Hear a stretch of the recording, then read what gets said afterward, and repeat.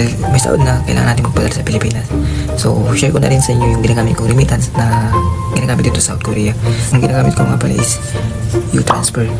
So, kaya ko nagustuhan yung U-Transfer kasi bukod sa mataas yung palitan at mabilis yung padala, abot kaya yung service charge. Talagang 2,500 won lang. Pero pag bagong sign up ka pa lang sa U-Transfer is meron kang 4 na piling padala. O diba, laking bagay yun para sa atin. So, tara, samahan nyo magpadala. Dahil meron akong recipient dito, yung ate ko, dahil kakapadala ko lang din kanina, update lang natin tong pangalan niya. And then, send money to the same account. So, dahil meron pa tayong 3 pre-padala, so yan ang gagamitin natin. So, mapapadala tayo ng 35,000.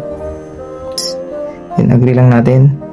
Then, kung nag-link kayo ng bank nyo, i-click nyo lang yung bank nyo dito lalabas siya. So, sa akin, Toast Bank. So, yan.